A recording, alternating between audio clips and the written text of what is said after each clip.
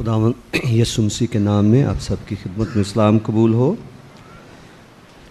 हाँ, अपनी अपनी बाइबल लेकर हम खड़े होकर खुदावंद के कलाम की तलावत करेंगे। यूहन्ना की मार्फत लिखी गई अंजील उसका 10वां बाब।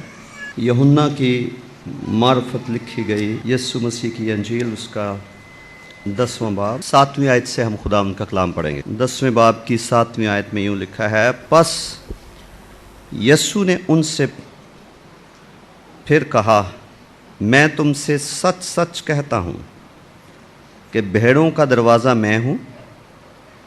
जितने मुझसे पहले आए सब चोर और डाकू हैं, मगर भेड़ों ने उनकी ना सुनी।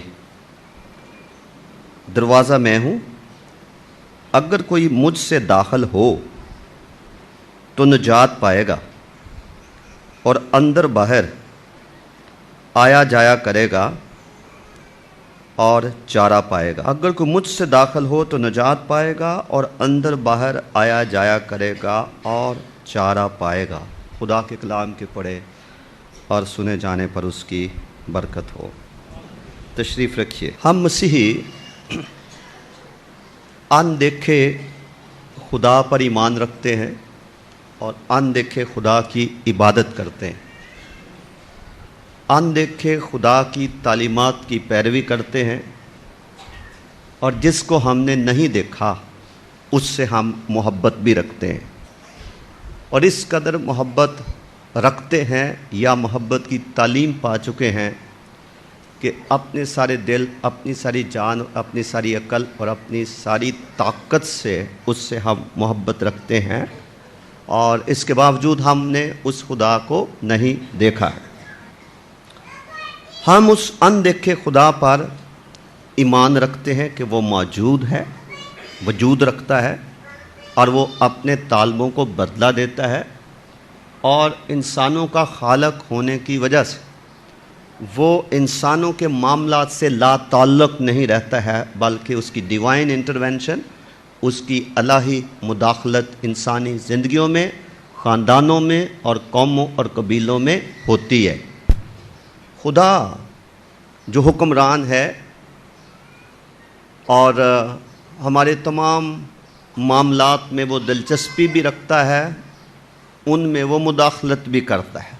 उसकी मुदाखलत इस तरह से है कि कहीं अगर हम तंग दस्त हैं, अगर हम तंग दस्त पाए जाते हैं तो खुदा की इलाही मुदाखलत के सबब से खुदा अपना हाथ बढ़ाकर हमारी ज़रूरियात पूरी करता है। अगर हम दुश्मनों से घिरे हुए हों और बेबस हों और उनके सामने हमारा को बस ना चले तो खुदा दुश्मन जो हमसे ताकतवर है उससे बचाने के लिए भी अपना हाथ बढ़ाता है।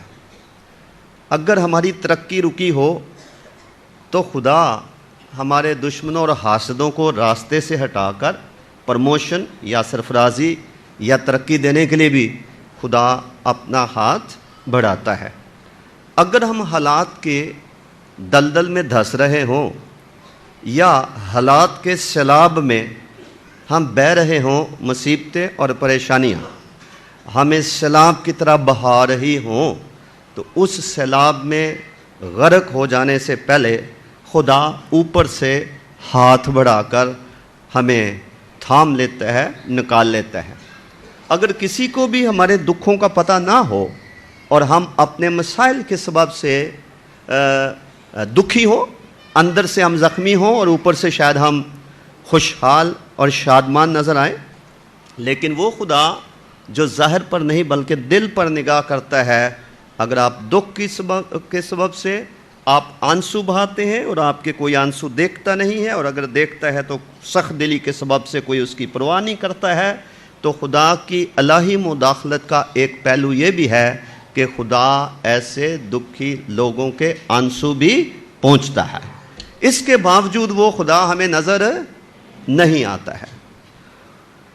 उस अनदेखे खुदा के साथ तल्लुकात कायम करने के लिए, रिश्ता कायम करने के लिए बाइबल मुक़द्दस में मुख्तलिफ़ ज़राए हैं जिनके इस्तेमाल करने के नतीजे में हम खुदा से अपना राब्ता कायम कर सकते हैं, ہم خدا کی پوشاک کا کنارہ چھو سکتے ہیں، ہم آسمان کو چھو سکتے ہیں۔ مختلف طریقے خدا سے رابطہ کرنے کے، کمیونیکیٹ کرنے کے بائبل میں موجود۔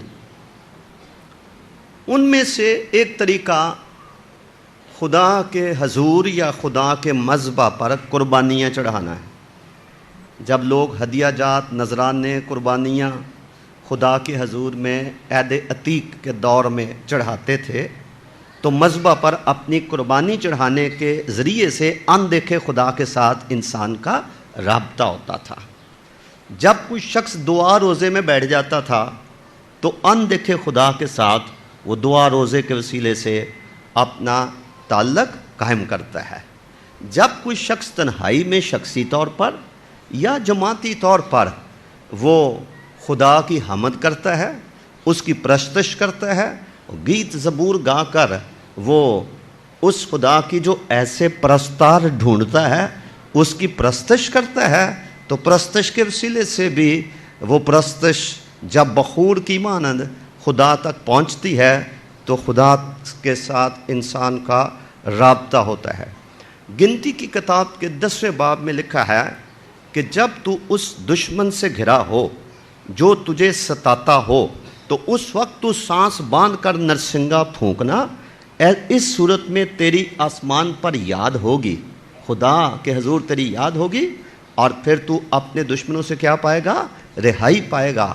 تو ہم دیکھتے ہیں کہ پرستش کرنے کے وسیلے سے، اپنے ہدیہ جات اور نذرانے گزارنے کے وسیلے سے، اور خداوند کے گن گانے، اس کے ساتھ کسی نہ کسی طریقے سے اپنی محبت کا اظہار کرنے کے وسیلے سے ہم خدا سے رابطہ قائم کرتے ہیں۔ ایک رابطے کا ذریعہ بائبل مقدس بھی ہے۔ جب ہم خدا کا محبت کا خط یا اس کا لو لیٹر ہم پڑھتے ہیں تو اندیکھا خدا اس کلام کی آیات کی تلاوت کرنے کے وسیلے سے، اس پر غور و خوض کرنے کے وسیلے سے بھی ہمارے ساتھ ہم کلام ہوتا ہے۔ اور دنیا میں بے شمار ایسے لوگ ہیں جنہوں نے محض بائبل کو پڑھتے پڑھتے خدا کی آواز کو سنا ہے۔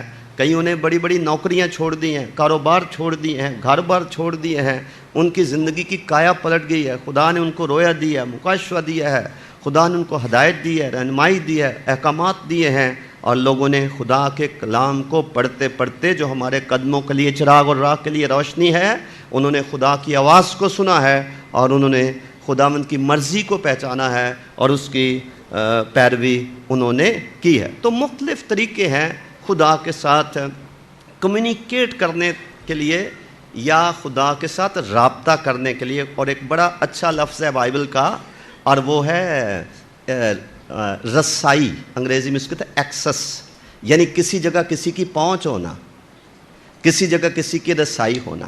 ٹھیک ہے، مجھے اچھی طرح سے یاد ہے، میں جب پہلی دفعہ بائبل اسکول میں گیا انگلستان میں، تو میں کالج لائف میں سیاسیات کا اسٹوڈنٹ تھا، تو میں پہلے دنوں میں نے بہت لنڈن گھوما، سارا شہر گھوما، ادھر ادھر جو بھی میری دلچسپی کے مراکز تھے۔ تو جب میں بی اے میں پڑھتا تھا تو میں سیاسیات پڑھتا تھا، تو میرے دل میں بڑی خواہش تھی کہ میں کسی وقت برطانیہ کی پارلیمنٹ جہاں بیٹھتی ہے میں اس کے اندر جاؤں، جا کے دیکھوں گا کیا ہوتا ہے۔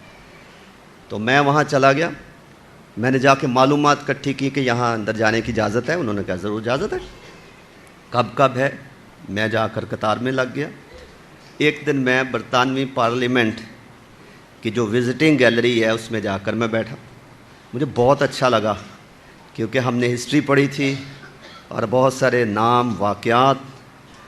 پھر میں نے ایک دن سوچا کہ میں، ایک ہے ہاؤس آف کامنز اور ایک ہے ہاؤس آف لارڈز، تو ان کی جو ہاؤس آف کامن اور ہاؤس آف لارڈ دوسرے جو ان کا کہہ لیں پارلیمنٹ کا بالا ایوان ہے، ایک دفعہ میں اس کے اندر جا کر بیٹھا، میں نے ساری کاروائی سنی۔ گیلری میں بیٹھا ہوا تھا تو نیچے سارے وزیر اعظم، دوسرے تیسرے، اس وقت شاید مائیکل فٹ ہوا کرتے تھے وزیر اعظم، تو وہ کر رہے تھے بات چیت، تو ساری کاروائی میں دیکھ رہا تھا۔ ایک چیز میرے ذہن میں آئی، میں نے کہا کہ ہم پاکستانی ہوتے ہوئے کبھی جرت نہیں کر سکتے، یا ہمارے لیے شاید ممکن نہ ہو کہ ہم اپنی اسمبلی میں جا کے ایک نظر اندر ہی جھانکیں۔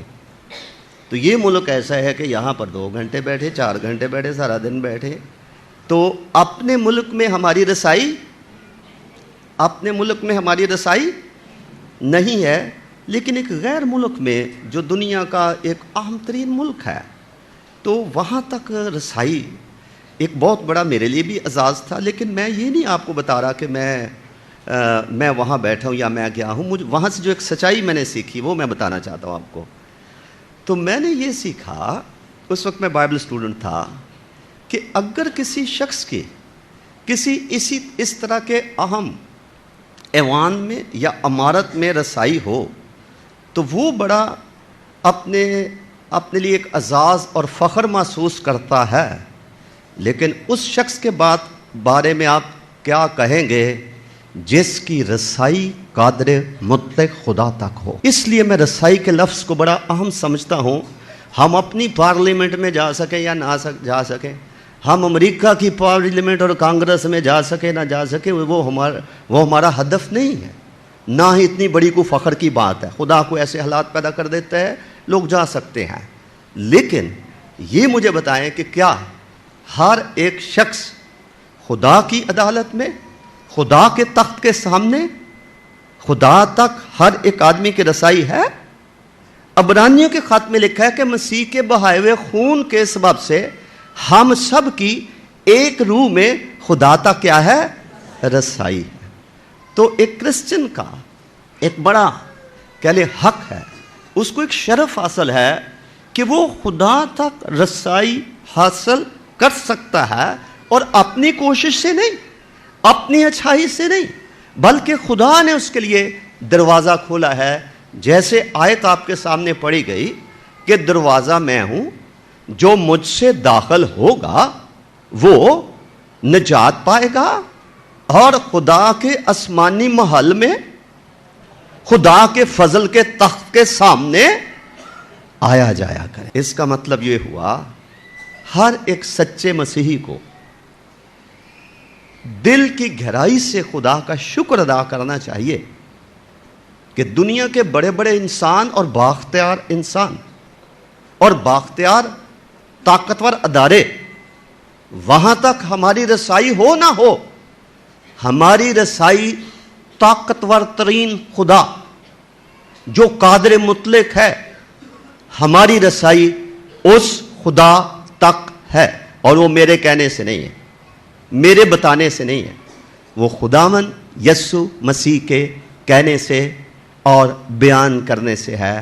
اس نے کہا دروازہ میں ہوں، جو مجھ سے داخل ہوگا وہ نجات پائے گا اور اندر باہر آیا جایا کرے۔ عام مسیحی صرف خداوند کے حضور جا کر توبہ کر لیتا ہے اور وہ اپنے گناہوں کی معافی حاصل کر لیتا ہے، اور وہ نجات پا کر تو بس اس حد تک رہتا ہے۔ جو اگلا سٹیپ ہے کہ وہ اندر باہر آیا جائے گا، یعنی اس کو اجازت ہے، اس کو شرف مل گیا ہے، اس کو حق مل گیا ہے، اس کو پرمٹ مل گیا ہے، اس کو اجازت مل گئی ہے کہ وہ جب چاہے وہ خدا کی بارگاہ میں جا بھی سکتا ہے، جب چاہے وہاں سے آ بھی سکتا ہے۔ اس کا مطلب ہے he or she has access، اس کو خدا تک رسائی حاصل ہے۔ جس آدمی کی خدا تک رسائی حاصل ہے وہ آدمی ڈھونڈے سے نہیں مل۔ اور آج صبح ہم گزشتہ اتوار کے پیغام کو آگے بڑھائیں گے۔ پچھلے اتوار ہم نے حزقیل نبی کے صحیفے کے 22ویں باب میں بنی اسرائیل کے بہت سے چیدہ گناہوں کا ذکر سنا، جن گناہوں میں خون ریزی، بت پرستی جو لالچ کے برابر اور جادوگری کے برابر ہے، یہ ان کے گناہ ہیں۔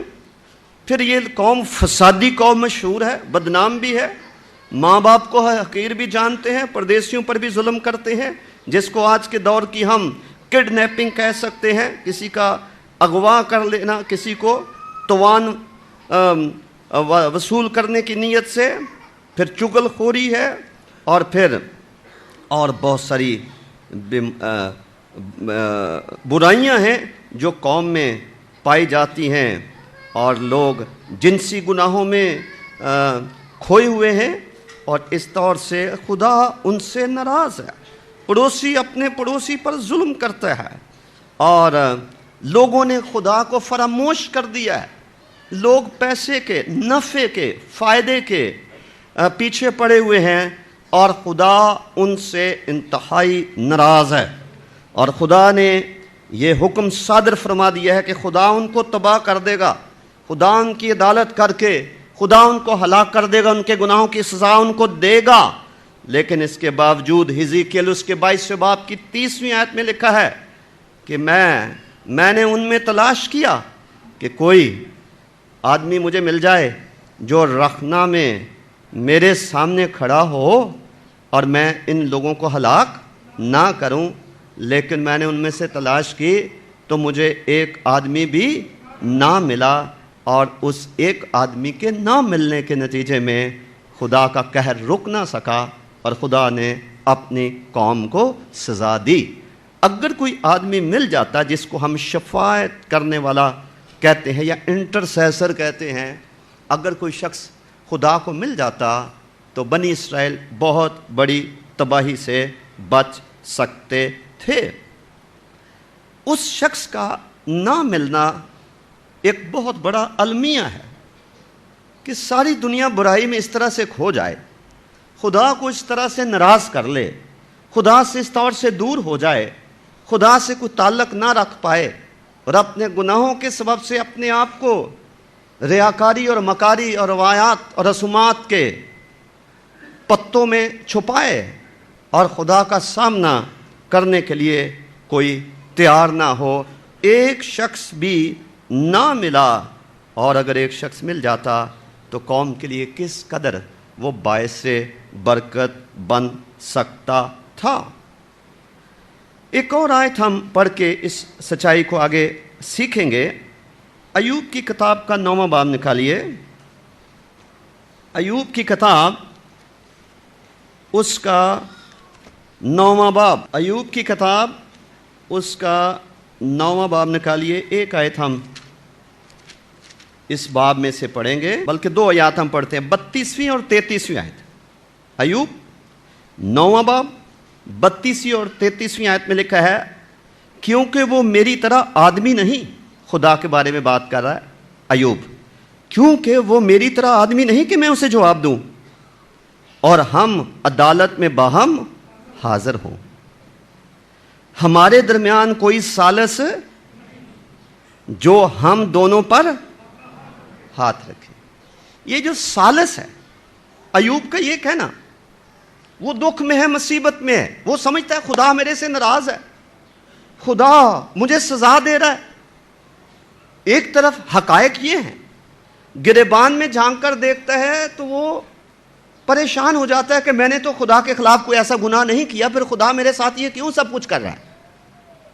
بحث کر رہا ہے، جو جی میں آ رہا ہے وہ کہہ رہا ہے، وہ اپنے جذبات اور احساسات کا وہ اظہار کر رہا ہے، اور ساتھ ساتھ وہ ڈرتا بھی ہے۔ اس کو معلوم ہے کہ خدا کی میں ایک بات کا بھی جواب نہیں دے سکوں گا، اگر وہ میری عدالت کرے گا تو میں اس کے سامنے ٹھہر نہیں سکوں گا، اگر وہ میرے ساتھ بحث کرے گا تو میں اس کے ساتھ بحث نہیں کر سکوں گا۔ اس کو اپنی کم مائگی کا بھی اعتراف ہے، خدا کی قدرت کی بھی اس کو پہچان ہے، لیکن جو اس کے حالات ہیں اس نے اس کے اندر ایک بڑی بکھلاہٹ پیدا کر دی ہے، اپسیٹ ہو گیا ہے، اس کے ذہن میں ایک طرح کی بھگدڑ مچ گئی ہے کہ ایک طرف تو میں پورے طور پر خدا کی پیروی کرنا چاہتا ہوں اور کرتا بھی ہوں، اور ہر چیز خدا کے لیے قربان کرنے کے لیے تیار ہوں، پھر بھی میں دعا کرتا ہوں تو ایسے جیسے خدا موجود ہی نہیں ہے، خدا جواب ہی نہیں دیتا ہے، دشمن میرے اوپر غالب آ رہے ہیں۔ تو وہ اس طور سے وہ پریشان ہے، اور ہم جیسا انسان ہوتے ہوئے مایوسی کے عالم میں وہ کئی بہکی باتیں بھی کرتا ہے، شکوہ شکایت بھی کرتا ہے، لیکن اسی تناظر میں وہ کہتا ہے کیونکہ وہ میری طرح آدمی نہیں کہ میں اسے جواب دوں، اور ہم عدالت میں باہم حاضر ہوں۔ کیونکہ عدالت میں باہم حاضر ہونے سے مراد یہ ہے کہ 2 آدمی ایک جیسے کیا ہوں، قصوروار ہوں۔ 2 آدمی مجرم ہو قصوروار ہو تو وہ عدالت میں باہم حاضر ہو، لیکن خدا تو قصور نہیں کرتا ہے، نہ کر سکتا ہے، اس کی ذات تو پاک اور کامل ہے، تو وہ کہتا ہے کہ ہم باہم عدالت میں نہیں کھڑے ہو سکتے، وہ تو جج ہے، وہ تو جج ہے، وہ تو ساری دنیا کا عدل کرتا ہے۔ تو ایک تشنگی اس کے اندر ہے، اور وہ یہ ہے ہمارے درمیان کوئی ثالث، مطلب کیا کہ میرے اور خدا کے درمیان کاش کوئی اور ایک درمیانی ہستی ہوتی، جس کی تکمیل ہم بعد میں جا کر یسوع مسیح میں دیکھتے ہیں۔ تموتھیوس کے خط میں لکھا ہے یسوع مسیح خدا اور انسان کے بیچ میں کیا ہے؟ درمیانی ہے۔ تو ہمارے درمیان کوئی ثالث نہیں، ثالث صلح کروانے والا، ثالث رخنا میں کھڑا ہونے والا، ثالث بچاؤ کروانے والا، ثالث ایک غصے سے بھرے ہوئے شخص کو اس کا غصہ ٹھنڈا کرنے والا، ثالث کمزور کی حمایت کرنے والا کہ کوئی بات نہیں، کمزور ہے، اس کو کچھ نہ کہیں، معاف کر دیں آپ۔ اور آج مجھے خداوند یسوع مسیح کی یہ مبارک بادی کی اہمیت اور اس کے معنی بھی یاد آتے ہیں، جب انہوں نے کہا مبارک ہیں وہ جو صلح کراتے ہیں وہ خدا کے۔ ایک سوال میں یہاں آپ سے کرنا چاہتا ہوں کلام سمجھانے کے لیے۔ کبھی زندگی میں آپ نے محسوس کیا کہ آپ کے کسی کے ساتھ تعلقات کشیدہ ہیں، ناراضگی ہے، جھگڑا ہے، تعلقات کشیدہ ہیں، اور آپ منہ سے نہ کہیں لیکن آپ کے دل میں یا ذہن میں ایک آواز اٹھے کہ کوئی اگر ہماری صلح کروا دے تو کتنا اچھا ہو؟ کبھی ہوا اس طرح کا تجربہ؟ بعض اوقات کسی ثالث کے نہ ہونے کے سبب سے فیملیز تباہ، آپ کے ارد گرد بہت ساری ازدواجی زندگیوں کی کشتیاں غرق ہو گئیں صرف بیچ میں ثالث نہ ہونے کی، غصے میں، ناراضگی میں، طیش میں، زخموں سے چور، جس کے جو منہ میں آیا اس نے کہہ دیا، جو سمجھ میں آیا وہ قدم اٹھا لیا، کیونکہ بیچ میں ثالث نہیں ہے کوئی۔ آپ میں سے جو بزرگ یہاں تشریف فرما ہے، ممکن ہے کہ کئی خاندانی معاملات میں صرف آپ کے حکمت سے بھرے ہونے اور ثالث ہونے کی وجہ سے آپ نے کئی زندگیوں کو نقصان سے بچا لیا ہو۔ ایسا ممکن ہے، یقیناً ایسا ممکن ہے۔ جہاں کوئی ثالث نہیں ہو، بھائیوں میں کوئی صلح کرانے والا نہیں ہوتا ہے، میاں بیوی کے مسائل کو جان کر اور ان کے راستے سے کانٹے چن کر کوئی نکالنے والا نہیں ہوتا ہے، وہ ان کانٹوں پر ہی چلتے ہیں اور وہ کانٹے ایک دوسرے کو چبھوتے رہتے ہیں اور ایک دوسرے کو زخمی کرتے رہتے ہیں، اور ان کے زخموں سے ان کے زخموں سے خون بہتا رہتا ہے، اور ایسے لوگ ایک دکھی زندگی بسر کرتے ہیں۔ ایسے نہیں خداوند یسوع مسیح نے سادہ الفاظ میں کہا وہ لوگ مبارک ہیں جو صلح کرواتے ہیں، لیکن صلح کروائے گا کون؟ جس کو کسی کی ہلاکت کا دکھ ہے، جس کو پرواہ نہیں،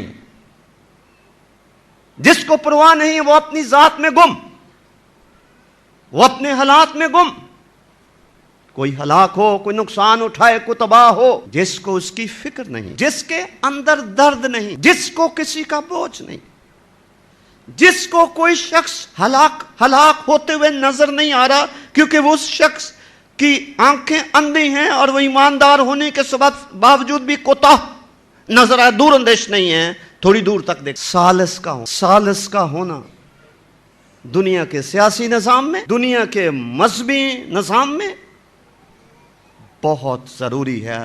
ثالث یسوع مسیح خدا اور انسان کے بیچ میں ثالث ہے، درمیانی۔ اس نے باپ کے ساتھ گناہگار انسان جو خدا کا دشمن تھا، بیچ میں ثالث بن کر اس نے پاک خدا کا ہاتھ لے کر جس گناہگار انسان پر خدا کا قہر تھا اور غضب تھا اور خدا ناراض تھا اور سزا دینا چاہتا تھا، کیونکہ گناہ کی مزدوری موت، یسوع مسیح ثالث بنا، درمیانی بنا، اور اس نے انسانوں کی صلح. کئی دفعہ آپ نے دیکھا ہوگا چھوٹے چھوٹے لڑکے 8-10 سال کے لڑکے، میں نے کئی دفعہ یہ منظر دیکھا ہے، ایک لڑکا دوسرے کو مارا، کوئی بھی نہیں چھڑواتا، اور دوسرے لڑکے جو ہے وہ کھڑے ہو کے تماشا دیکھتے ہیں. میں نے کئی لڑکوں کو چھڑایا. کئی دفعہ میں پیدل جا رہا ہوتا ہوں یہاں سے لائنیں کراس کرتے ہوئے، کئی دفعہ میں نے دیکھا ہے لڑکا کو لڑکوں کو مارے، دوسرے گھیر کے تو تماشا دیکھ رہے ہیں. اور میں ان کو کہتا ہوں کیوں ان کو چھڑاتے کیوں نہیں ہو؟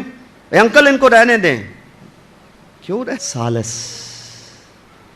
جان بچا سکتا ہے، سالس نقصان سے بچا سکتا ہے، سالس کسی کے قہر اور کسی کے غضب سے، غصے سے بچا سکتا ہے. ایک بچے کو اس کا باپ مارا تھا، اور باپ بڑا غصے والا. بچے کو باپ مار رہا تھا، بری طرح سے مار رہا تھا، غصے اور تیش سے بھرا ہوا. ماں بہت کہتی رہی کیوں آپ بچے کے پیچھے پڑ گئے ہیں، کیوں آپ اس طرح سے کرتے ہیں، ٹھیک ہے آپ سمجھائیں اس کو، لیکن آپ ایسے تو نہ کریں. بری طرح اس کو مارا. ماں سے نہ رہا گیا نا، کیونکہ اس کو درد تھی نا، وہ بچے کو باپ کے ہاتھوں جو بے ضبط ہے، جو اپنے غصے پہ کنٹرول ہی نہیں کر سکتا، کمزور باپ ہے، تو ماں برداشت نہیں کر سکی. ماں بیچ میں بچاؤ کروانے کے لیے آئی. باپ نے ہیل والی جوتی پکڑ کے تو وہ جو پینسل والا حصہ تھا ماں کے سر میں مارا، تو اس کا سر پھاڑ دیا. سالس. اوپر سے میں چلا گیا. میں نے کہا کیا ہوا ہے، آپ نے پٹی باندھی؟ ایسی چوٹ لگ گئی ہے. کیسے چوٹ لگ گئی آپ؟ پھر شاید خدا کے روح نے اس کو ڈرایا.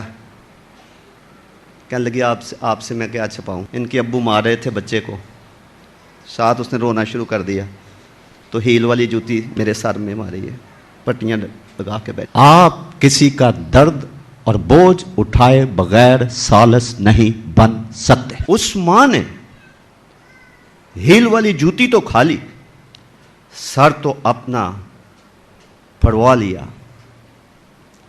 لیکن باپ کے قہر سے اپنے بچے کو بچا لیا. جب باپ نے خون دیکھا کہ اس کی ماں کے میرے غصے میں جوتی اس کے سر میں مارنے سے، ہیل کے لگنے سے اس کا سر پھوٹ گیا ہے، تو اس کا بھی تھوڑا غصہ ٹھنڈا ہو. ایوب اتنا بڑا بزرگ، خدا تک رسائی حاصل کرنے والا شخص، جس کے بارے میں خدا نے کہا کہ ایوب، شیطان کے سامنے خدا ایوب کے لیے کہہ رہا ہے تو نے ایوب کا حال دیکھا، مجھ سے ڈرتا، مجھ سے پیار کرتا، راست باز آدمی، لیکن اس کے اندر بھی ایک تشنگی ہے. کاش ہمارے درمیان کوئی سالس ہوتا، اور لکھا ہے وہ ہمارے اوپر اپنا ہاتھ رکھ. آج کی کلیسیا سالس کی ضرورت ہے، بیچ میں پڑھنے والوں کی ضرورت، جن کو بائبل کی زبان میں انٹرسیسر یا شفاعت کرنے والا کہتے ہیں. جب خداوند یسوع مسیح نے کہا کہ دروازہ میں ہوں، جو کوئی مجھ سے داخل ہوگا وہ نجات پائے گا، اور پھر اس سے آگے بڑھ کر یہ کہا کہ اندر باہر آئے جائے گا اور چارہ پائے گا. جو اندر باہر آنے جانے کا وعدہ ہے، یہ شفاعت کرنے والے کے لیے ہے کہ اس شخص کی مجھ تک رسائی ہوگی. اپنی کوئی تکلیف ہو وہ آ کر مجھے بتائے، کسی اور کی تکلیف، اس کی تکلیف ہو وہ آ کر مجھے بتائے، کیونکہ وہ اندر باہر آیا جایا کرے. اب اگر ہم مسیحی ہیں اور ہمیں خدا کی طرف سے اندر باہر جانے کی اجازت ہے، یا خدا تک ہماری رسائی ہے، تو اگر ہم کسی کو دکھ میں دیکھتے ہیں، تکلیف میں دیکھتے ہیں، مسائل میں گھرا ہوا دیکھتے ہیں، برباد ہوتے ہوئے دیکھ رہے ہیں، تو جہاں ہمیں اندر باہر آنے جانے کی اجازت ہے اور ہماری وہاں تک رسائی ہے، تو اگر ہم نہ کریں تو پھر ایک آیت میں آپ کو بتانا چاہتا ہوں، شاید اس کے ذریعے سے ہم اس بات کو سمجھ سکیں. سیموئیل کی کتاب نکالیے، اس کا 12واں باب. سیموئیل نبی کی کتاب، اس کا 12واں باب نکالیے. 17ویں آیت سے میں پڑھ رہا ہوں. سیموئیل نبی کی کتاب، اس کا 11واں باب 17ویں آیت سے لکھا ہے، کیا آج گیہوں کاٹنے کا دن نہیں؟ میں خداوند سے عرض کروں گا کہ بادل گرجے اور پانی برسے، اور تم جان لوگے اور دیکھ بھی لوگے کہ تم نے خداوند کے حضور اپنے لیے بادشاہ مانگنے سے कितनी बड़ी शरारत की। चुनाचे समूएल ने खुदावन से अर्ज की और खुदावन की तरफ से उसी दिन बादल गरजा और पानी बरसा। तब सब लोग खुदावन और समूएल से नहायत डर गए और सब लोगों ने समूएल से कहा कि अपने खादमों के लिए खुदावन अपने खुदा से दुआ कर। हालांकि वो खुद भी दुआ कर सकते थे, लेकिन नबी को कह रहे हैं तू दुआ कर हमारे लिए, क्योंकि वो तो गुनाहगार थे, उनकी तो खुदा तक रसाई नहीं थी, उनसे तो खुदा नाराज था, क्योंकि उन्होंने खुदा बादशाह की तौहीन करके अपने लिए बादशाह मांगा था। तो वो कह रहे तू खुदा से दुआ कर के हम मर ना जाएं, क्योंकि हमने अपने सब गुनाहों पर ये शरारत भी बढ़ा दी है कि अपने लिए एक बादशाह मांगा। समूएल ने लोगों से कहा खौफ ना करो, ये सब शरारत तो तुमने की है, तो भी खुदावन की पैरवी से किनारा कशी ना करो, बल्कि अपने सारे दिल से खुदावन की परस्तिश करो। तुम किनारा कशी ना करना और वरना बातिल चीजों की पैरवी करने लगोगे जो ना फायदा पहुंचा सकती ना रहाई दे सकती हैं, इसलिए कि वो सब बातिल हैं। क्योंकि खुदावन अपने बड़े नाम के बायस अपने लोगों को तर्क नहीं करेगा, इसलिए कि खुदावन को यही पसंद आया कि तुमको अपनी कौम बनाए। अब रहा मैं, सो खुदा ना करे कि तुम्हारे लिए दुआ करने से बाज आकर खुदावन का गुनाहगार ठहरूं। क्या समझें आप इस अंदर बाहर आने जाने, शफायत करने, जिसका दुआ और शफायत में फ़र्क है। दुआ हम अपनी ज़रूरियात के लिए करते हैं, सादा अल्फाज में इंटरसेशन या शफात ऐसी दुआ को कहते हैं जो दूसरे के लिए की जाती है। यहां पर समूएल नबी ये कह रहे कि खुदा ना करे कि मैं तुम्हारे लिए दुआ ना करके खुदा का क्या ठहरूं। इसका मतलब है जिस मसीही की खुदा तक रसाई है, अंदर बाहर आने जाने चारा पाने की उसको इजाजत है, अगर वो खुदा के हजूर नहीं जाता, दुआ नहीं करता, दूसरों के लिए शफायत नहीं करता, तो इसका मतलब वो क्या कर रहा है। और हम में से इसी टाइप के कुछ गुनाहगार बैठे हैं यहाँ पे कि नहीं, शायद हमें कभी एहसास ना हो। जिस शख्स रसाई खुदा तक है, दुआ करने की इजाजत है और उसकी दुआएं खुदा सुनने का वादा कर चुका है, वो नहीं करता। जैसे लिखा है कि जो कोई भलाई करना जानता है और नहीं करता, ये उसके लिए क्या है, गुनाह है। किसी का अगर हम भला कर सकते हैं, नहीं करते तो क्या कर रहे हैं, गुनाह कर रहे हैं। जो शख्स किसी का भला कर सकता है तो वो नहीं करता, उसकी क्या वजह है, उसकी वजह है सेल्फ सेंटर्डनेस, अपनी ज़ात में मगन रहना, अपनी फैमिली की फिक्र करना, सिर्फ अपनी फिक्र करना, अगला मरे तो मरे, दूसरे की क्या परवाह, ला ताल्लुकी, सख्त दिली। और इससे भी बढ़कर मैं ज़बानी बताता हूँ ताकि मैं वक्त बचाऊँ। बाइबल मुकद्दस में आखिरी ज़माने की कुछ निशानियाँ लिखी हुई हैं। कुछ निशानियाँ लिखी हैं मत्ती की मार्फत लिखी गई अंजील के 24वें बाब में कि आखिरी दिनों में ये होगा, कौम पर कौम चढ़ाई करेगी, सल्तनत पर सल्तनत चढ़ाई करेगी, तबाही मोहब्बत ठंडी पड़ जाएगी और तुम लड़ाइयाँ और लड़ाइयों की अफवाहें सुनोगे, बुनचाल आएंगे। ये सब कुछ 24वें बाब में लिखा हुआ है। कुछ निशानियाँ तीमुथियुस के ख़त में पौलुस रसूल ने रूहुल कुद्स के हदायत से बयान की थी, और उसने तीमुथियुस को ख़त लिखते हुए पौलुस ने कहा कि ये जान रख कि आखिरी ज़माने में बुरे दिन आएंगे। उस वक्त अच्छा है कि आप पढ़ें, तो आपको पता हो कि ये क्या है। मैं ज़बान ही बोल सकता हूँ, लेकिन मैं चाहता हूँ कि आप सिर्फ एक आयत पढ़ लें, आपको थोड़ा सा पता चले कि ये शफायत ना करने की वजह क्या है। तीमुथियुस के नाम पौलुस रसूल का मैं देखता हूँ, पहला ये दूसरा ख़त है, तीसरा बाब है जी, दूसरा ख़त है, तीसरे बाब की पहली आयत, सिर्फ एक आयत हम पढ़ते हैं, आगे भी निशानियाँ लिखी, उनसे हमारा वास्ता नहीं है अभी। तीमुथियुस के नाम पौलुस रसूल का दूसरा ख़त, तीसरा बाब, पहली आयत में लिखा है, लेकिन ये जान रख कि आखिर ज़माने में बुरे दिन आएंगे, क्योंकि आदमी खुद गर्ज, ज़ारदोस्त, شیخی باز، مغرور، بدگو، ماں باپ کے نافرمان، ناشکر، ناپاک، طبعی محبت سے خالی، سنگ دل، تہمت لگانے والے، بے ضبط. دیکھیں آج کل ہر جگہ احتجاج ہے، ہر جگہ احتجاج. بے ضبط، تند مزاج، نیکی کے دغا باز، ڈھیٹ، گھمنڈ کرنے والے، خدا کی نسبت عیش و عشرت کو زیادہ دوست رکھنے والے ہوں گے. وہ دینداری کی وجہ تو رکھیں گے، یعنی مذہبی نظر آئیں گے، اندر سے کھوکھلے، عملی زندگی کچھ نہیں ہے. وہ دینداری کی وجہ تو رکھیں گے مگر اس کے اثر کو قبول. یہ آخری زمانے میں ہوگا. یہ ساری جو نشانیاں پڑھی ہیں آپ نے اور سنی ہیں، سرفہرست کون سی ہے؟ سرفہرست کون سی ہے؟ آخری زمانے میں آدمی کیا ہوں گے؟ خود غرض. اگر میری قادر مطلق خدا تک رسائی ہے اور میں کسی کے دکھ درد کو لے کر اس کی رہائی کے لیے خدا کے پاس نہیں جاتا تو کون سا گناہ میں کر رہا ہوں؟ خود غرضی کا. کیونکہ مجھے تکلیف نہیں ہے نا، وہ تو کسی اور کو ہے. مجھے ہوگی تو میں جاؤں گا، مجھے ہوگی تو میں جاؤں گا. بہت بڑا سبب پاکستان میں، کلیسیا میں، دنیا میں شفاعت کرنے والوں کا نہ ہونا، ثالثوں کی کمی، بڑا سبب اس کا یہ ہے کہ آج کی دنیا میں دنیا خود غرض ہے، جن میں ایماندار ہم بھی شامل ہیں. خود غرض.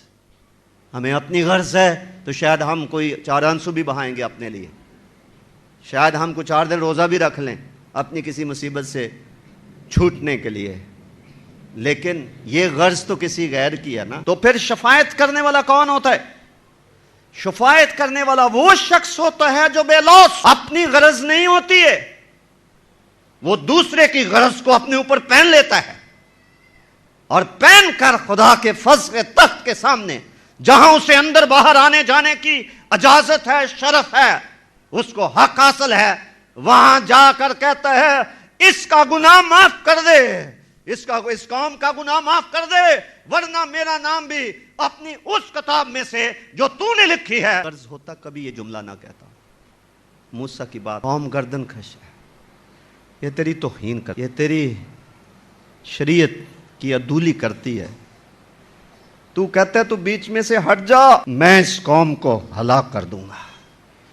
اور ساتھ ساتھ موسیٰ سے کہا لیکن میں تجھے سرفراز کروں گا، تجھے میں ایک بہت بڑی قوم بناؤں گا، تو بیچ میں سے ہٹ جا. اس نے کہا میں بیچ میں نہیں ہٹوں گا، میں بیچ میں سے نہیں ہٹوں گا. خود غرض ہوتا تو آج کے لیڈر، آج کے قائد کی طرح سمجھتا کہ خدا مجھے تو سرفراز کرنے کا وعدہ کر چکا ہے، مجھ سے تو خدا کہتا ہے کہ میں ایک بڑی قوم بناؤں گا، ان کو ہلاک کر دوں گا. خاموش رہتا. بہت بڑا رہنما تھا اور بڑا قیمتی انسان تھا. اس نے کہا نہیں، میں تیری منت کرتا ہوں، یہ قوم تو جو گناہ گار ہے یہ ہے، لیکن تو قہر کرنے میں دھیما اور شفقت اور وفا میں غنی ہے، تو اس قوم جیسا نہیں ہے نا، میں تیری منت کرتا ہوں ان کا گناہ معاف کر دے،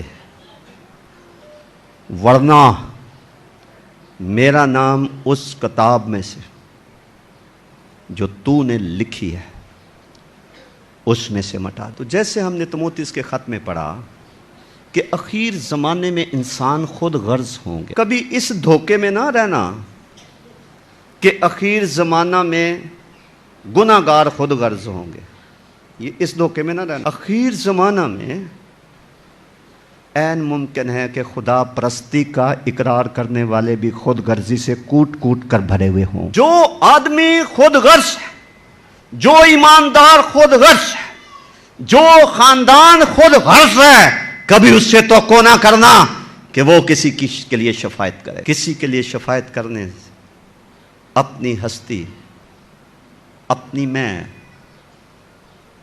اپنی احتیاجات، اپنی ضروریات کو پیچھے چھوڑنا پڑتا ہے، دوسرے کی ضروریات کو خدا کے فضل کے تخت کے سامنے رکھنا پڑتا. وگرنہ ہم شفاعت کرنے والے، ہم ثالث بننے والے نہیں بن سکیں گے۔ کبھی آپ نہمیہ کی کتاب کا پہلا باب بیٹھ کر تحمل سے پڑھیے۔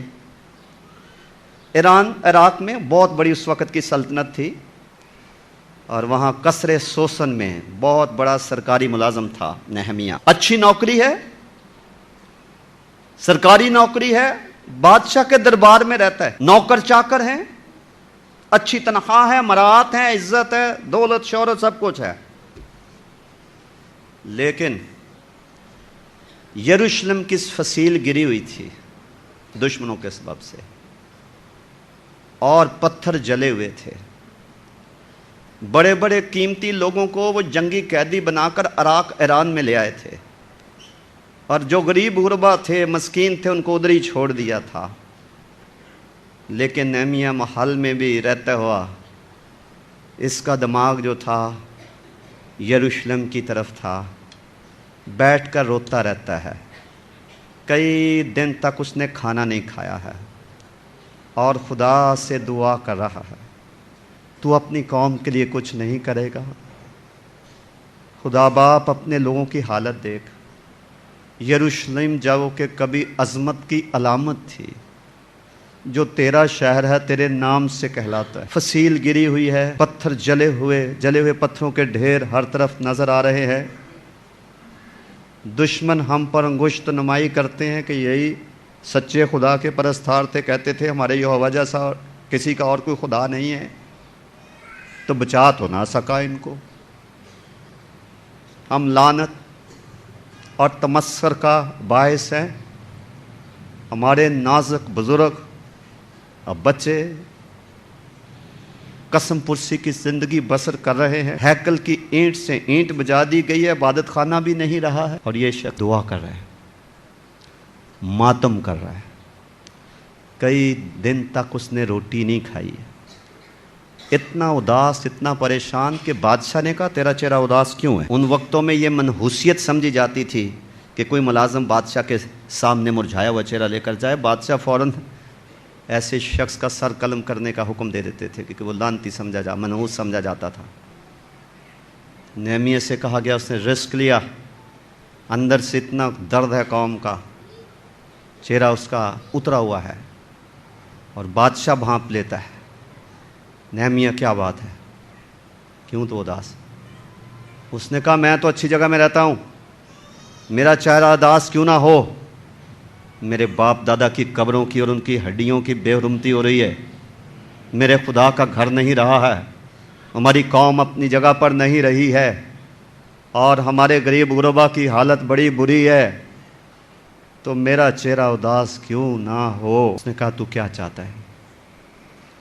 اس نے کہا مجھے کچھ وقت کے لیے سرکاری چھٹی دی جائے تاکہ میں جا کر اپنے لوگوں کا حال دریافت کروں، میں پھر سے اس فصیل کو بنواؤں، اپنے حوصلہ ہارے ہوئے کمزور اور غریب یہودی بہن بھائیوں کو جا کر ان کو تسلی دوں، ان کو ابھاروں کہ خدا ابھی بھی تمہیں بحال کرے گا۔ بادشاہ کی نظر کرم اس پر ہوئی، بادشاہ نے سرکاری چھٹی دے دی اس کو، ساتھ جتنی مراعات اس نے مانگی سرکاری فنڈ بھی دے دیا، تحفظ کے لیے اس کو محافظ بھی دے دیے، اور آگے پھر سٹوری شروع ہوتی ہے نہمیہ کی کتاب میں کہ کس طرح سے یہ گیا، بہت بڑا ایڈمنسٹریٹر تھا، لوگوں کو منظم کیا، سروے کیا سارے شہر کا، اس کے بعد فصیل بنانے کا کام شروع کیا، پھاٹک لگوائے، بینڈے ان کے لگوائے، لوگوں کو حوصلہ دیا، پھر سے عبادت کا سلسلہ شروع کیا، عذرا کاہن کو بلایا گیا، بائبل بھی کسی کے پاس، پرانا عہد نامہ بھی کسی کے پاس نہیں تھا، ایک بندہ عذرا تھا اس کے پاس تھا، عذرا کاہن کو بلایا، وہ اس طرح کے ایک منبر پر چڑھ کر جب اس نے کلام سنایا تو لوگ پھوٹ پھوٹ کر رونے لگے کہ بائبل میں کیا لکھا ہے، ہم کیا کر رہے ہیں۔ تو اس طریقے سے قوم کے اندر ریوائول آیا۔ کیوں؟ ایک آدمی جو خود اچھی جگہ پر تھا، آرام دہ حالت میں تھا، اس نے اپنی قوم کا درد لیا، اپنے اوپر بوجھ لیا، خدا کے حضور اس نے دعا کی، اور وہ ثالث بنا، وہ شفایت کرنے والا بنا۔ خدا نے حاکموں کا دل بھی اس کی طرف مائل کر دیا، اور اس کو کنسیشنز مل گئے، مراعات مل گئیں، سرکاری چھٹی مل گئی، اور سرکاری خط مل گئے، راہداریاں مل گئیں، اور اس طرح سے ایک بڑا کام ایک شخص نے کر کے خدا کا جلال ظاہر کیا۔ مجھے کوئی شک نہیں اس بات میں کہ آخری زمانے میں خود غرضی کے سبب سے اپنی غرضیں پوری کرنے اور اپنی ذمہ داریاں نبھانے کے سلسلے میں انسان اس طرح خود غرض ہو گیا ہے کہ وہ سیم النبی کے وسیلے سے بخشے گئے اس مکاشفے کو بھول گیا ہے کہ خدا نہ کرے کہ میں تمہارے لیے دعا نہ کر کے، دعا میں ناغا کر کے میں خدا کا گناہ گار ٹھہروں۔ اس کو پتہ تھا یہ میری ذمہ داری ہے کہ میں زندوں اور مردوں کے درمیان کھڑا ہوں۔ رومیوں کے نام پولس رسول کا خط نکالیے، رومیوں کے نام پولس رسول کا خط 9واں باب نکالیے۔ رومیوں کے نام پولس رسول کا خط، اس کا 9واں باب اور اس کی پہلی آیت سے یوں لکھا ہے، میں مسیح میں سچ کہتا ہوں، جھوٹ نہیں بولتا، اور میرا دل بھی روح القدس میں گواہی دیتا ہے کہ مجھے بڑا اور میرا دل برابر دکھتا رہتا ہے۔ مجھے بڑا غم ہے، چھوٹا غم نہیں ہے۔ میں کبھی کبھی جذبات میں آ کے دعا نہیں کرتا، برابر میرا دل دکھتا رہتا ہے لگاتار۔ کئی لوگوں کو کبھی کبھی جوش آتا ہے اور 4 دن کا ہوتا ہے وہ ختم ہو جاتا ہے۔ اسٹیڈ فاسٹنس نہیں ہے، ثابت قدمی نہیں ہے، استقلال نہیں ہے، مستقل مزاجی نہیں ہے۔ میرا دل بھی روح القدس میں گواہی دیتا ہے کہ مجھے بڑا غم ہے اور میرا دل برابر دکھتا رہتا ہے، کیونکہ مجھے یہاں تک منظور ہوتا کہ اپنے بھائیوں کی خاطر جو جسم کے روح سے میرے قرابتی ہیں، میں خود مسیح سے محروم ہو جاتا۔ اگر وہ مسیح سے محروم ہو جاتا تو کہاں جاتا؟ دوزخ میں۔ پولس کی بات ہو، یعنی خداوند میں اگر میرے لیے ممکن ہو میں دوزخ میں چلا جاؤں تو چلا جاؤں، میرے یہودی بھائی نہ جائیں۔ وہ تیرے بارے میں غیرت تو رکھتے ہیں لیکن سمجھ کے ساتھ نہیں رکھتے ہیں۔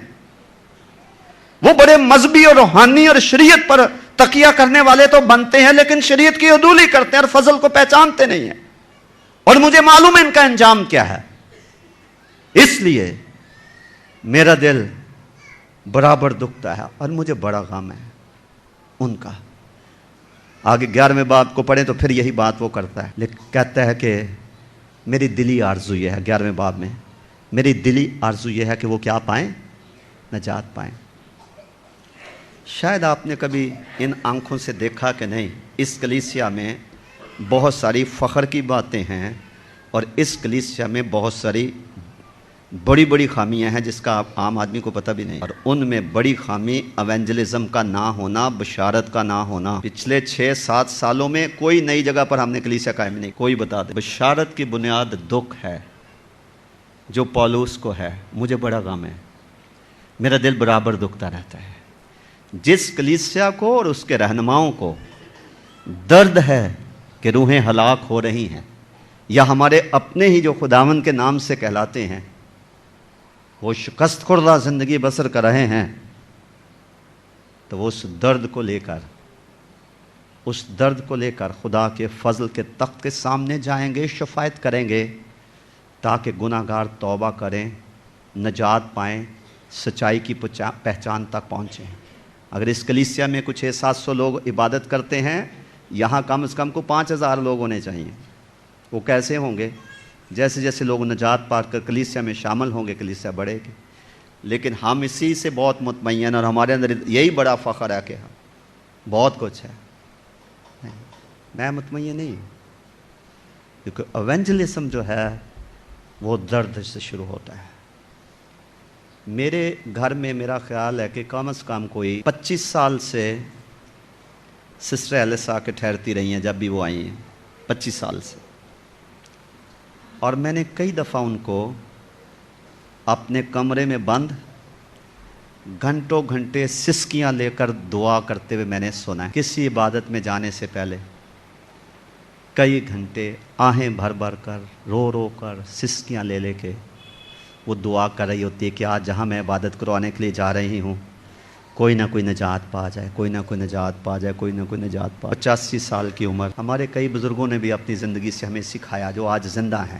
بائبل میں تو جو ہیں موسیٰ جیسے وہ تو ہے ہی، پالوس جیسے وہ تو ہے ہی۔ بہنوں بھائیوں، اگر کبھی آپ سالس بن گئے، اگر آپ کو آج کے پیغام کی سمجھ آ گئی، آپ شفاعت کرنے والے بن گئے، تو میرا ایمان ہے کہ آپ خدا کی حضوری میں بڑی عزت کے ساتھ داخل کیے جائیں گے، کیونکہ جن کی کوششوں سے، جن کے آنسوؤں سے، جن کے اپنی نیند اور آرام قربان کرنے سے، جن کے کوئی 1-2 مرتبہ کا کھانا چھوڑنے سے، جن کے کسی کا دکھ بانٹنے کے نتیجے میں کوئی شخص نجات پا جائے، خدا کی نگاہ میں اس کی بڑی قدر ہے۔ آسمان پر فرشتے خوشی مناتے ہیں۔ ایسے لوگ جب دوسری دنیا میں جائیں گے تو خالی ہاتھ نہیں جائیں گے، خالی ہاتھ نہیں جائیں گے، وہ کچھ جیتی ہوئی روحیں کہ خداوند اس خاندان کا مجھے پتہ چلا، میں اس کے لیے دعا کرتی رہی، میں اس کے لیے دعا کرتا رہا، مجھے اس گھر کی اس ضرورت کا پتہ چلا، مجھے اس زندگی کی اس کرب کی اور گمراہی کی خبر ملی، میں اس کے لیے دعا کرتا رہا، تیرے حضور فریاد کرتا رہا۔ جیسے تیرا بیٹا باپ کے دائنے ہاتھ بیٹھ کر آج کے دن تک ہماری شفاعت کر رہا ہے، میں بھی کرتا رہا، میں بھی کرتی رہی، تیری مہربانی کہ تو نے اس کو نجات دے دی۔ آج یہ تیرے سامنے جو توڑا تو نے مجھے آنسوؤں کا دیا تھا، بیوہ کی 2 دمڑیوں کی طرح، وہ میں نے تیرے حضور استعمال کیا، اور یہ جیتی ہوئی روحیں لے کر میں تیری الہی بارگاہ میں آیا ہوں۔ پھر آپ کو اس آیت کی سمجھ آئے گی کہ دیکھ میں جلد آنے والا ہوں اور ہر ایک کے کام کے موافق دینے کے لیے اجر میرے۔ جس نے اپنے لیے کام کیا، اپنی فیملی کے لیے کام کیا، خدا کے لیے کچھ کیا ہی نہیں، تو اس نے اجر، وہ کس اجر کا منتظر ہے؟ ہم دھوکے میں نہ رہیں۔ بائبل اٹھا کر گھومنا، مذہبی نظر آنا، خدا سے محبت رکھنے والا نظر آنا، باتوں میں کسی کو جیتنے نہ دینا، یہ کوئی روحانیت؟ یہ ایک پھلدار درخت کے صرف ہرے پتے ہیں۔ خداوند کا شکر ہو ہرے پتوں کے لیے بھی، کیونکہ سوکھے درخت سے وہ کیا ہیں؟ بہتر ہے۔ لیکن خداوند کو ہرے پتوں کی تو ضرورت نہیں ہے نا۔ خداوند کیا تلاش کرتا ہے ان ہرے پتوں میں؟ اور جب نہ دیکھا تو کیا سزا دی؟ آئندہ کبھی تیرے میں پھل نہ لگے۔ میرے باپ کا جلال اسی سے ظاہر ہوتا ہے، میرے باپ کی عزت ایسے ہی ہوتی ہے جب تم بہت سا پھل لا۔ تو خدا پھل ڈھونڈتا ہے، خدا پھل ڈھونڈتا ہے۔ جو شخص خود غرض ہے، جس کا دل کسی اور کے دکھ کے لیے دکھ سے بھر نہیں جاتا، وہ شفاعت کرنے والا نہیں۔ آئے ذرا میرے ساتھ یسایا نبی کا صحیفہ، اس کا 53 باب نکالیں۔ یسایا نبی کا صحیفہ، اس کا 53 باب، پہلی آیت سے پڑھتا ہوں۔ ہمارے پیغام پر کون ایمان لایا اور خداوند کا بازو کس پر ظاہر ہوا؟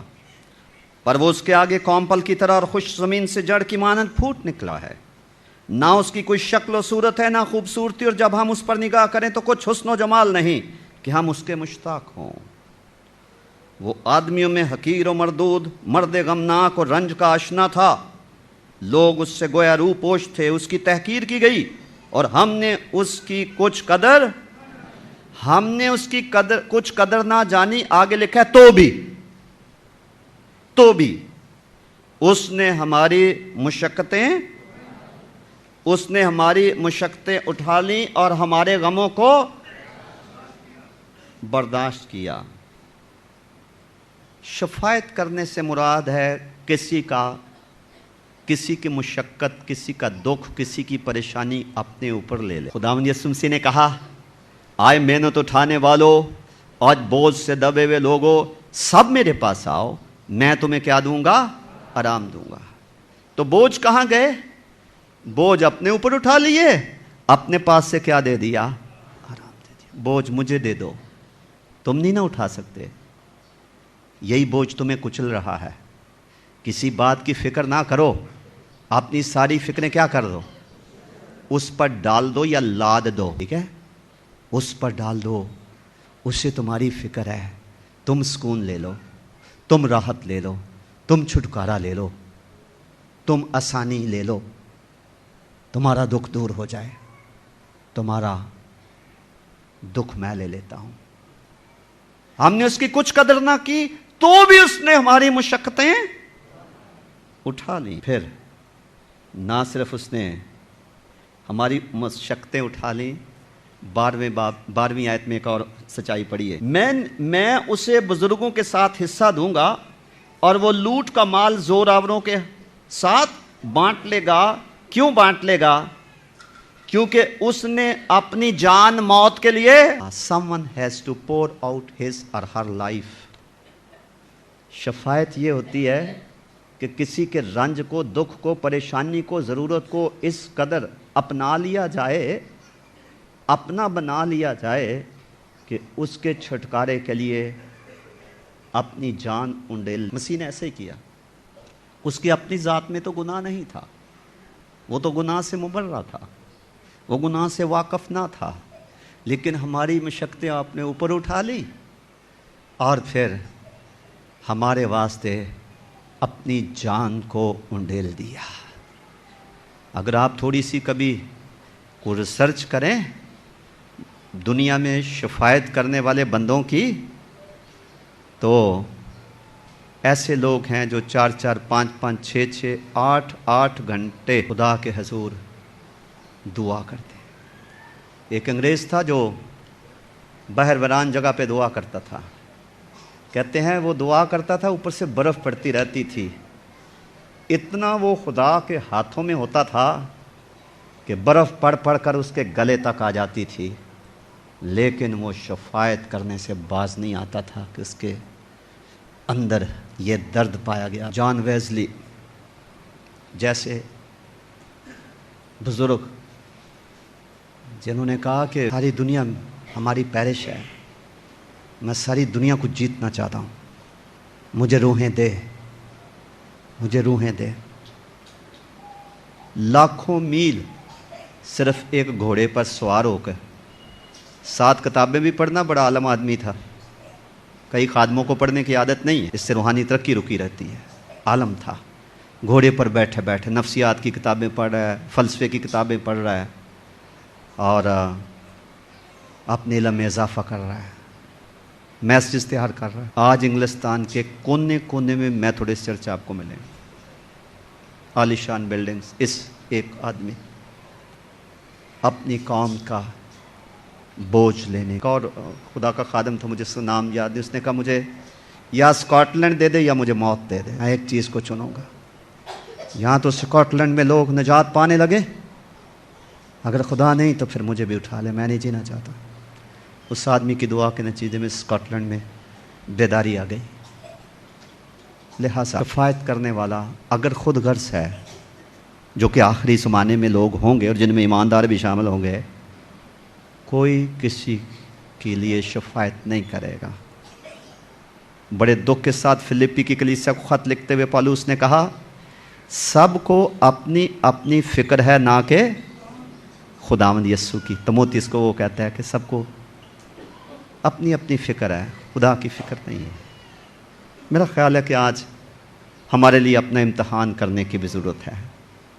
کیا ہمیں اپنی فکر ہے، اپنے گھرانے کی فکر ہے، اپنے اور اپنے گھرانے کی سرفرازی، اقبال مندی، ضروریات کے پورے کیے جانے کی اور عزت کی اور دیگر چیزوں کی ہمیں فکر ہے، یا ہمیں کوئی خدا اور اس کی کلیسیا کی بھی کوئی فکر ہے؟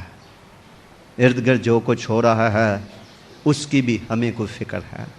کیا ہمیں اس بات کی بھی فکر ہے کہ اگر میں خدا تک رسائی رکھتا ہوں اور اس کے باوجود بھی میں شفاعت نہیں کرتا، دعا نہیں کرتا، تو میں دعا نہ کر کے گناہ گار ٹھہرتا ہوں؟ خدا نہ کرے کہ میں دعا نہ کر کے میں خدا کا گناہ گار ٹھہروں۔ ایک یسوع تھا جو درمیانی بنا، اور آج اس ایک یسوع کے درمیانی بننے کے وسیلہ سے دنیا میں کتنے لوگ ہیں جو شیطان کے جبر سے، ظلم سے، قید سے آزاد ہو گئے ہیں، ٹھیک ہے؟ اور آج اس کا مشن ہمیں پورا کرنا، ہم اس کے پیروکار ہیں۔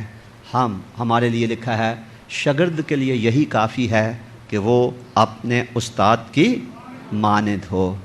جب ہم اپنے استاد کی مانند بننا چاہتے ہیں تو ضروری بات ہے کہ وہ ہمارا استاد، جس کے بارے میں لکھا ہے عبرانیوں کے خط میں کہ اس نے اپنی بشریت کے دنوں میں زور زور سے پکار کر آنسو بہا کر دعائیں کیں، اور آگے لکھا ہے خدا پرستی کے سبب سے اس کی سنی گئی۔ آج اپنا امتحان ہم خود ہی کر لیں اپنا امتحان، اپنا جج بن کر، کہ اپنی ذات اور اپنے خاندانی مفاد کو چھوڑ کر کب کسی کے لیے ہمارے آنکھوں سے آنسو بہے۔ وہ بہہ ہی نہیں سکتے کہ اگر ہم خود غرض ہیں، اگر ہم اپنی ذات میں مگن رہنے والے ہیں، اگر ہم اپنی چھوٹی سی بادشاہت میں اپنے آپ کو بادشاہ سمجھ کر ہم اسی میں جی رہے ہیں، تو ایسا ہو ہی نہیں سکتا ہے۔ ثالث بننے کے لیے دکھ بھی سہنا پڑتا ہے۔ میں نے ایک ماں کی کہانی آپ کو سچی کہانی بتائی ہے۔ مسیح ایسی درمیانی نہیں بنا، صلیب کا دکھ سہا ہے۔ نتیجہ کیا نکلا؟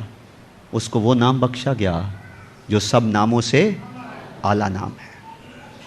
میں آپ کو اس سے بڑھ کر نہیں بتا سکتا کہ آج کے دور میں ارد گرد ہونے والی بربادی اور تباہی اور کلیسیا کا غیر مؤثر اور غیر فعال ہونے کے باعث آج کس قدر کلیسیا کو خدا کے حضور ہاتھ پھیلانے کی ضرورت ہے۔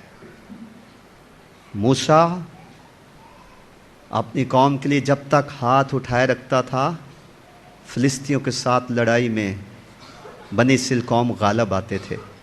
جب اس بزرگ آدمی کے ہاتھ تھک گئے، وہ نیچے کر لیتا تھا تو دشمن غالب آتے تھے۔ پھر انہوں نے ہارون اور ہور کو بلایا، ان دونوں نے اس کے ایک سائڈ سے بازو ادھر سے پکڑا، ایک ادھر سے پکڑا، کہ اس بزرگ کے ہاتھ اوپر ہیں، کیونکہ ہاتھ نیچے کرتا ہے تو ہمیں شکست ہونے لگتی ہے، اور وہ اوپر ہاتھ کر کے وہ شفایت کرتا ہے، اور بنی اسرائیل قوم اپنے دشمنوں پر غالب آتی ہے۔ آج کلیسیا اتنی طاقتور نہیں ہے جتنی ہم سمجھ بیٹھے ہوئے ہیں۔ آج کلیسیا جس کے وسیلے سے خدا اپنی طرح طرح کی حکمت اور قدرت اختیار والوں اور تاریکی کی قوتوں جو آسمانی مقاموں میں ہے، جس طور سے کلیسیا کے وسیلے سے خدا بتانا چاہتا ہے، اس طور سے نہیں ہے، کیونکہ کلیسیا میں بھی خود غرض لوگوں کی کمی نہیں۔ بے غرض، بے لوس، سیلف لیس ایماندار جہاں بھی موجود ہوئے ہیں، انہوں نے اپنی ضروریات کو، اپنے مفادات کو پیچھے چھوڑا ہے، اور انہوں نے اپنی جانیں اونڈیلی ہیں، اپنے فیوچر انہوں نے نہیں دیکھے ہیں، نفع نقصان نہیں دیکھا ہے، صرف اپنے استاد کی پیروی کرتے ہوئے انہوں نے اپنا آپ دوسروں کے لیے دے دیا، جس کے نتیجے میں بہت سے کام آئے۔ ہم چند لمحوں کے لیے خداوند کے حضور، اس کے فضل کے تخت کے سامنے کھڑے ہوں، اپنی زندگی پر غور کریں۔ ایک دن ایک آدمی مجھے ملا، وہ ایئر فورس میں پائلٹ تھا، اس کے بعد وہ، میں نام نہیں لیتا، وہ اسلام آباد میں کسی بہت بڑے عہدے پر ہے، اور مجھے موقع ملا کہ میں اس اہم ادارے میں جا کے اس آدمی سے ملوں۔ بڑا کیا لیں سخت دل آدمی، بڑے امیر ترین گھرانے سے، اور خدا سے بہت دور، اور اس کی بیوی نجات یافتہ تھی۔ مجھے پتہ چلا کہ آج کل یہ آدمی لوگوں کے لیے دعائیں کرتا ہے تو لوگوں کو شفا ہوتی ہے، تو مختلف لوگوں سے اس نے مجھے پیغام بھجوایا کہ بھائی ضیاء، اگر آپ کبھی اسلام آباد آئیں مجھے ضرور ملیں۔ میرے بھی بڑا اشتیاق تھا کہ اس کی زندگی کیسے بدلی ہے، میں ذرا اس کی گواہی تو سنوں۔ میں ایک دن ڈیرہ اسماعیل خان گیا لاسٹ ایئر، تو میں نے اس سے اپوائنٹمنٹ کر کے تو میں گیا، اس آدمی کو ملا، تو میں چونکہ اس کی جانتا ہوں فیملی کو اور وہ کیا ہے، تو میں نے اس کو کہا کہ آپ کو نجات کا تجربہ کیسے ہوا؟ تو اس نے ایک خادم کا ذکر کیا جس کو میں بھی جانتا ہوں. کہنے لگا فلاں خادم کو تو آپ جانتے ہیں نا؟ میں نے کہا اچھی طرح. کہنے لگا اب وہ خادم اس دنیا میں نہیں ہے، لیکن آج میں آپ کو اس خادم کی گواہی دیتا ہوں. میں نے کہا کیا؟ کہنے لگا کہ میری بیوی نجات یافتہ تھی تو میں خدا سے بڑا دور تھا، تو میری بیوی نے اس خادم سے کہا کہ میرا آدمی خدا کے قریب نہیں آتا، آپ اس کی نجات کے لیے دعا کریں. تو اس خادم نے اس کو کہا کہ میں نے تو تیرے آدمی کو نہیں دیکھا، تو اس کی مجھے ایک تصویر لا کے دے، کیونکہ وہ ایئر فورس میں تھا، وہ پائلٹ تھا اس وقت. تو اس نے کہا کہ تو اس کی تصویر مجھے لا کے دے. اس بہن نے اپنے شوہر کی جس کی وہ نجات چاہتی تھی اس خادم کو تصویر دے دی. وہ خادم کیا کرتا تھا، جب وہ دعا کرتا تھا تو اس بندے کو اس کے سامنے تصویر رکھ کے اس کے لیے دعا کرتا تھا، جس کے نتیجے میں روح القدس نازل ہوا اس آدمی پر، اور گناہ کے خلاف گہری اس کو قائلیت ہوئی، جس کے نتیجے میں اس نے توبہ کر لی، بپتسمہ لے لیا، پاک روح سے معمور ہو گیا. آج خدا اس کو شفا کے لیے استعمال کرتا، غیر قومیں بھی اس کے پاس آتی ہیں. ابھی میری پچھلے سال اس کے ساتھ ملاقات ہوئی ہے. کہنا میں آپ کو کیا چاہتا ہوں، مقدسین کی دعائیں، پیشواؤں کی دعائیں، ایمانداروں کی دعائیں کسی شخص کی نجات کا ذریعہ بن سکتی ہیں. بیوی نے کیوں اپنے شوہر کی تصویر دی؟ بیوی نے خادم سے کیوں بار بار درخواست کی؟ کیونکہ اس کو درد تھا کہ میرا شوہر خدا سے بہت دور ہے، یہ دوزخ میں جائے گا، تو میں نہیں چاہتی یہ جائے. خدا نے ایک معجزہ کیا. میں آپ کو من گڑت کہانیاں نہیں بتا رہا، میں خدا کی حضوری میں کھڑا ہوں، میں آپ کو بائبل کی سچائیاں بتا رہا ہوں کہ اس طرح سے ہوتا ہے. آئے ہم خدا کے حضور آج اپنا آپ دیکھیں. آخری زمانے کی اس نشانی کے تناظر میں اپنے آپ کو دیکھیں کہ اخیر زمانہ میں آدمی خود غرض ہوں گے. ان کو دعا سے زیادہ نیند پیاری ہوئے گی، ان کو روزے سے زیادہ روٹی پیاری ہوئے، ان کو گھٹنوں کے بل ہونے کی بجائے آرام کرنا پسند ہوگا. کیا ہم ان میں سے تو نہیں؟ یا ہم دوسرے کا دکھ اپنے اوپر لینے والے ہیں؟ کسی شخص کی برائی کرنا آسان ہے، کسی شخص کے گناہ اور قصور گنوانا آسان ہے. رخنا میں کھڑا ہونا، زندوں اور مردوں کے درمیان کھڑا ہونا اور خدا سے فریاد کرنا کس کا گناہ معاف کر دے. یسوع مسیح کی طرح جس نے صلیب پر کہا کہ اے باپ ان کا گناہ معاف کر دے، یہ نہیں جانتے. اسٹیفنس کی طرح جس نے اپنے سنسار کرنے والوں کے حق میں کہا کہ اے باپ یہ گناہ ان کے ذمہ نہ لگا. یہ ہے شفاعت، یہ ہے مسیح کی مانند بننا، یہ ہے ثالث بننا. خدا کا شکر ادا کرتا ہوں کہ اس کلیسیا میں کچھ بہنوں کو خدا نے رہنمائی دی ہے پچھلے اتوار کے پیغام کے نتیجے میں، اور دوپہر کو 2 سے 3 بجے تک ہر روز بقیر 2 سے 3 بجے تک یہاں 10 12 15 16 بہنیں اکٹھی ہوتی ہیں گھنٹہ اس سنے ہوئے کلام پر عمل کرنے کے لیے، اور مجھے پتہ ہے اس کے نتائج نکلنے کو ہیں. خدا بے انصاف نہیں ہے کہ اس محبت اور محنت کو بھول جائے. جب ہم سنے ہوئے خدا کے کلام پر عمل کرتے ہیں تو خدا دعا کے جواب میں، جیسے اس نے کہا راست باز کی دعا کے اثر سے بہت کچھ ہو سکتا. ہم تو کو رکھیں، خدا سے شامل ہو جائیں، ایک روح میں خدا تک رسائی حاصل کریں. ہمیں اندر باہر آنے جانے کی اجازت ہے، اس اجازت سے فائدہ اٹھائیں، خدا کے کام میں شریک ہوں، خدا کی مرضی بجا لائیں، اپنوں کے لیے اور اپنے ہم وطنوں کے لیے باعث برکت بنیے، کیونکہ ہم باعث برکت بننے کے لیے بلائے گئے ہیں. ہمارے زندہ آسمانی باپ، آج صبح ہم تیری عدالت میں کھڑے. ہم اپنا وقت کس طرح سے استعمال کرتے ہیں؟ ہم وہ وسائل جو آپ نے ہمیں بخش رکھے ہیں ان کو کس کے لیے اور کس طور سے استعمال کرتے ہیں؟ ہمارے دل کہاں لگے ہوئے ہیں؟ ہماری دلچسپیاں کیا ہیں؟ ہماری مصروفیات کیا ہیں؟ ہماری خود غرضیاں کیا ہیں؟ ہم ایک دوسرے سے تو وہ چھپی ہو سکتی ہیں لیکن آپ سے چھپی ہوئی نہیں. ہم ان تمام لوگوں کے لیے تیرا شکر ادا کرتے ہیں جو ہماری نجات کے لیے ثالث بنے، جنہوں نے ہمارے لیے شفاعت کی، آنسو بہائے، جس کے نتیجے میں ہمیں سچائی کی پہچان مل گئی اور نجات مل گئی. خدا باپ، ہم دل کی گہرائی سے تیرا شکر ادا کرتے ہیں. خاص طور پر تیرے بیٹے کے لیے جس نے درمیانی بننا قبول کر لیا، تو آسمان چھوڑا تھا اور اتنی گھٹیا جگہ آنا قبول کر لیا۔ آج ہمیں بھی توفیق دے کہ جہاں جہاں سے ہمیں نیچے اترنے کی ضرورت ہے، ہم سننے والے کان رکھنے کی وجہ سے ہم نیچے اتر آئے ہیں۔ اونچے اونچے خیالات باندھنے کی بجائے ادنا لوگوں کی طرف متوجہ ہو جائیں۔ دنیا کے با اثر افراد اور اداروں تک ہماری رسائی ہو یا نہ ہو، ہمیں اس کی پرواہ نہیں ہے۔ ہم دل سے تیرا شکر ادا کرتے ہیں کہ ہماری تیرے بیٹے کے کفارے کے وسیلے سے ایک روح میں تجھ تک رسائی ہے۔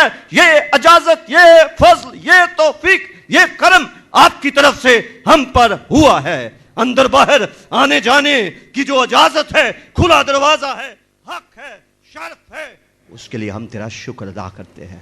ہمارے ضمیروں کو جھنجھوڑ، ہمیں ہوش میں آنے کی توفیق دے۔ خداوند آخری زمانے میں جب کہ لوگ خود غرض ہوں گے، ہم بھی اسی فرشت میں نہ ہوں، ہم اسی قطار میں کھڑے ہوئے نہ ہوں، بلکہ خداوند ہم ثابت کر سکیں کہ ہم دنیا کے نہیں ہیں، ہم دنیا میں سے الگ کیے گئے ہیں۔ ہم اپنے لیے نہیں جیتے ہیں، ہم دوسروں کے لیے جیتے ہیں، ہم دوسروں کے لیے جیتے رہیں گے۔ خدا باپ ہماری مدد کر، جو ہماری کمزوریاں ہمیں آسانی سے الجھا لیتی ہیں، ان پر تو ہمیں فتح دے دے، فتح سے بڑھ کر غلبہ دے دے۔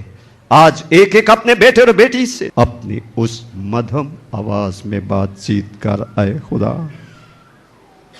تیرا کلام ہی ہے جو ہمارا علاج ہے، جو ہمارے رویوں پر، فیصلہ جات پر، طور طریقوں پر اثر انداز ہوتا ہے۔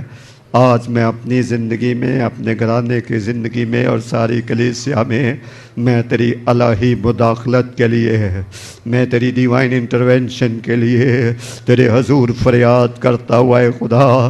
کتنے دن ہم جیتے رہیں گے، کیا کچھ ہم لے جائیں گے، کیا کچھ ہم کر لیں گے تیرے بغیر۔ عزت، دولت، شہرت، مال دولت، یہ ساری چیزیں تو فضول ہے، ان کو تو زنگ لگ جائے گا، کیڑا لگ جائے گا، جل جائیں گی، جل جائیں گی، جل جائیں گی، جل جائیں گی۔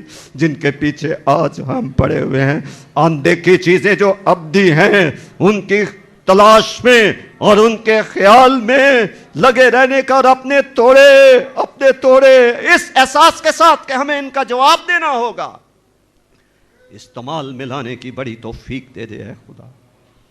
اپنے لوگوں کو ہوشیار اور بیدار کر، اپنے لوگوں کو ہوشیار اور بیدار کر، اپنے لوگوں کو ذمہ دار بنا، اپنے کام میں شریک کر اے خدا، اپنے کام میں شریک کر، تاکہ کل کو تیری حضوری میں ہمیں کھڑے ہو کے چھاتی نہ پیٹنی پڑے، بلکہ ہم خداوند تیری حضوری میں اجر حاصل کرنے کے، اچھا مرتبہ حاصل کرنے کے لائق ٹھہرے۔ اس سارے بوئے گئے بیج کی حفاظت کر۔ ہم تیرے پیارے بیٹے اپنے منجی خداوند یسوع مسیح کے پاک نام کا واسطہ دے کر مانگتے ہیں، آمین۔ تشریف رکھیے۔